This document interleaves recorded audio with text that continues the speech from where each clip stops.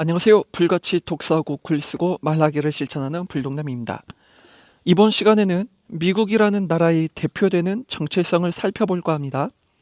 나라마다 살아가는 사람들의 행동 저면에는 그들만이 가지고 있는 문화 코드가 있는데요. 이 문화 코드는 국민의 생활 가치로 드러납니다.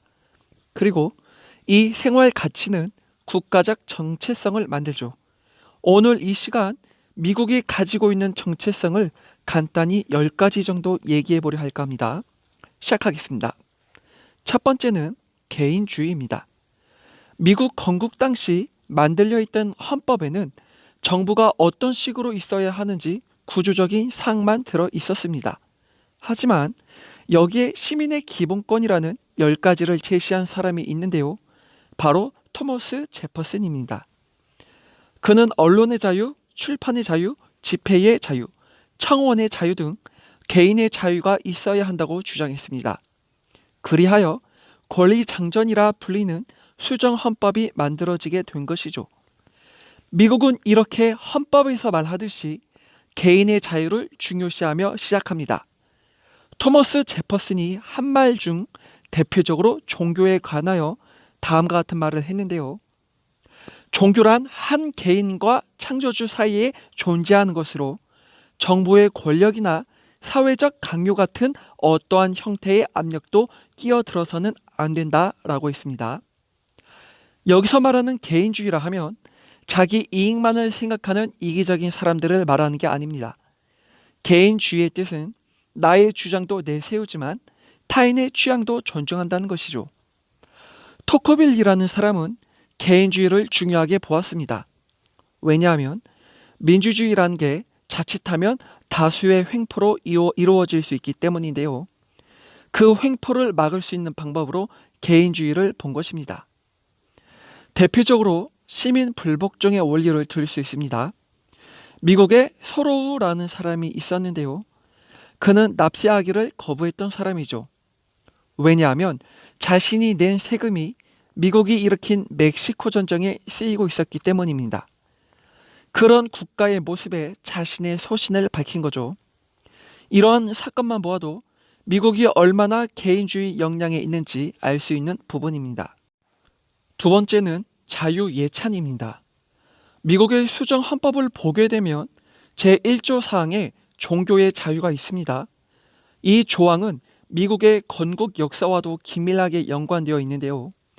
필그림 파더스라고 하는 사람들이 종교의 자유를 갖고자 영국에서 미국으로 넘어온 사건이죠. 그래서 이들에게 있어 종교의 자유란 절대 침범할 수 없는 것입니다. 동시에 미국으로 건너왔던 사람들을 보면 영국의 식민지 사업의 일환으로 가정 단위가 많았는데요. 가정 단위 식민지 정책이라 보시면 될 것 같습니다. 반대로 당시 유럽 식민지 정책은 사뭇 달랐죠. 유럽은 신대륙을 통해 얻은 각종 보물을 가지고 금이 환영하는 것이 최고의 목적이었죠. 하지만 미국인들은 주어진 척박한 환경에 정착을 해야만 했고 이를 위하여 풍토에 맞는 경영 정책을 펼쳐야만 했습니다. 경영 정책이라 하면 정부 주도가 아닌 개인과 사기업을 통한 주도입니다. 반대로 유럽은 정부 주도로 이루어지고 있었습니다. 이렇게 개인과 사기업 주도로 이루어진 자율적 정책은 미국 안에 자유시장을 만들어냈고 지금에 이르기까지 현대 기업의 중추로 있을 수 있게 되었습니다. 세 번째로는 평등주의입니다. 여기서 말하는 평등주의라는 말은 공산주의가 말하는 평등과 다른 말입니다.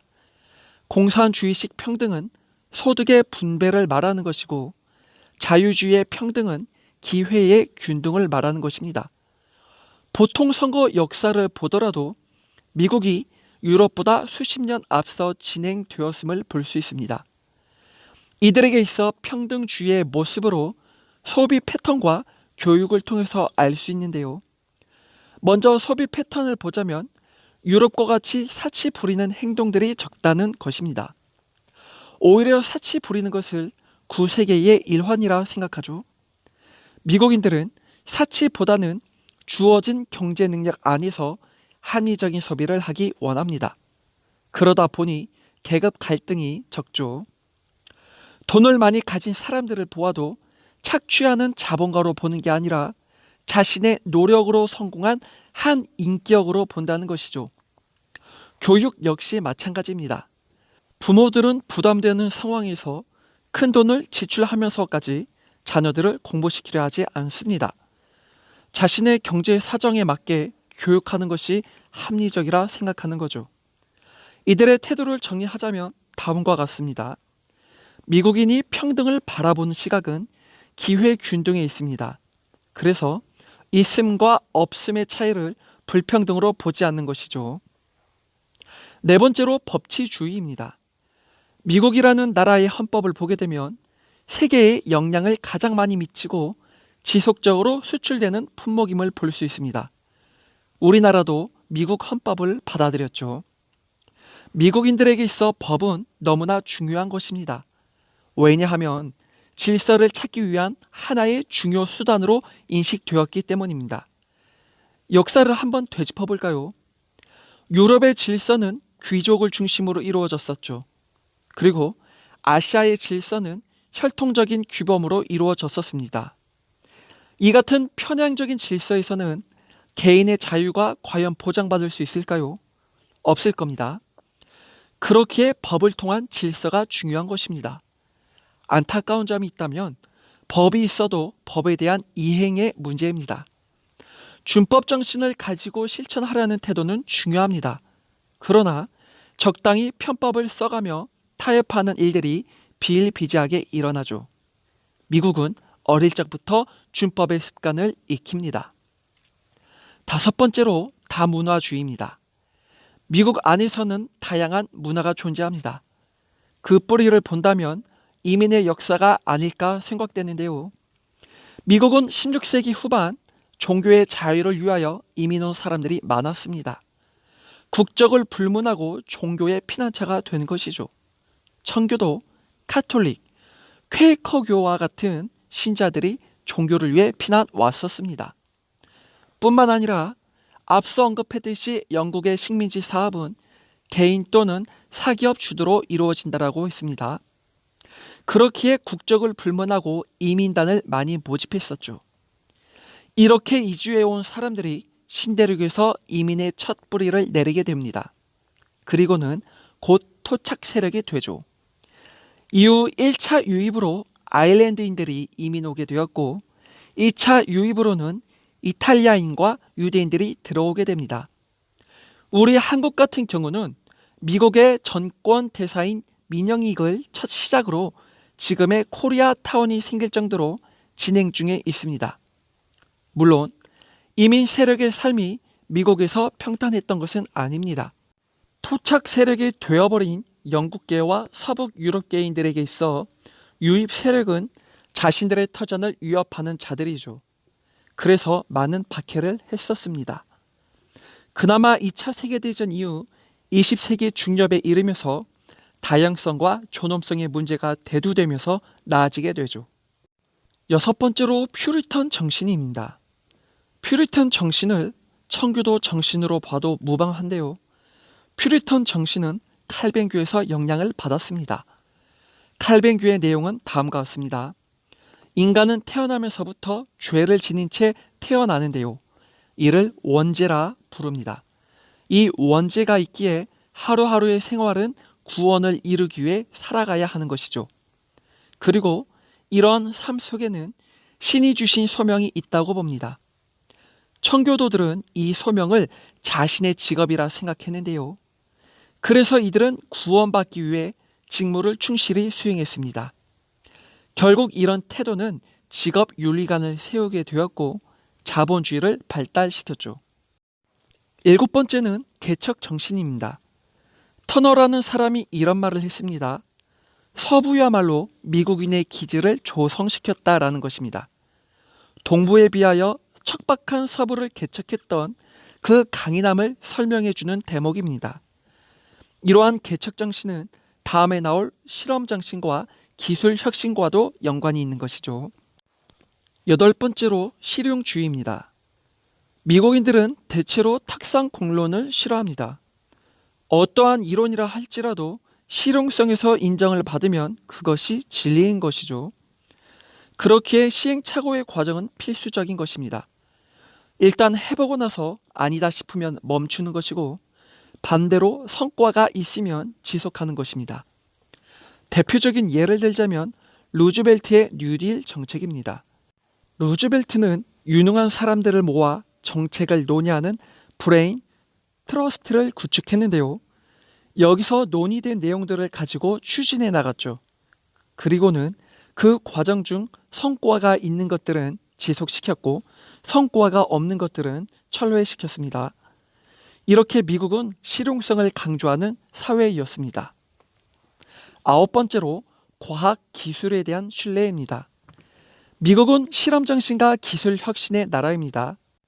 앞서 언급한 법치주의를 빗대어 말하자면 법원의 판사들은 주로 원로들이 많이 있는 것을 볼 수 있습니다. 그 이유는 지금까지 살아온 경험과 지식이 있기 때문에 좀 더 나은 지혜로운 법 집행을 할 수 있다고 보는 것이죠. 반대로 혁신 분야만큼은 젊은 세대들의 도전이 끊임없이 이어지고 있습니다. 미국의 역사를 본다면 혁신적인 일들이 많았죠. 헨리 포드의 대량 생산 체제 시스템, 테일러의 분업화, 그리고 휘트니의 아메리칸 시스템이라고 하는 규격화된 대량 생산입니다. 미국의 이 같은 실험 정신과 기술 혁신은 과거와 같이 현재에도 진행 중에 있습니다. 마지막 열 번째로 미래 지향성과 직설적 표현입니다. 미국 사람들의 시간적 관념은 단순적입니다. 이들은 주어진 시간 안에 무언가를 해야만 하는 스케줄에 대한 강박적인 태도를 지니고 있죠. 그러니 유연한 시간 관념을 싫어합니다. 어제보다 더 나은 사람이 되고자, 그리고 구식이 되지 않기 위해서 무척 애쓰는 사람들이 바로 미국인이죠. 이들의 특징을 한 가지 더 보자면 직설적 표현에 있습니다. 비즈니스맨의 모습을 들어볼까요? 미국식으로 보자면 이들의 대화는 만나자마자 본론으로 넘어가 결론을 도출해내기에 급급합니다. 사뭇 우리의 모습과 다르죠. 이뿐만 아니라 어떠한 상황을 이해할 때에도 미국인들은 정확한 표현을 사용합니다. 반대로 한국과 같은 경우는 어떨까요? 정확하게 표현하기보다는 스스로 그 상황을 인식하고 맥락에 맞게 파악할 줄 알아야 하는 거죠. 다시 말해서 그 상황을 직감하고 눈치껏 움직여야 한다는 것입니다. 한국이 고맥락 사회라면 미국은 저맥락 사회라 할 수 있습니다. 이제 마무리 짓겠습니다. 지금까지 미국의 정체성에 대하여 10가지 정도를 살펴보았는데요. 한 나라의 기저에 있는 문화 코드를 본다는 것은 그 나라를 좀 더 이해할 수 있는 빠른 길입니다. 우리도 한 번쯤은 자신이 속해 있는 사회에 어떤 문화 코드가 있는지 살펴보는 게 어떨까요? 그러면 새로운 정체성을 발견할지도 모르죠. 이상으로 지금까지 시청해 주셔서 감사합니다.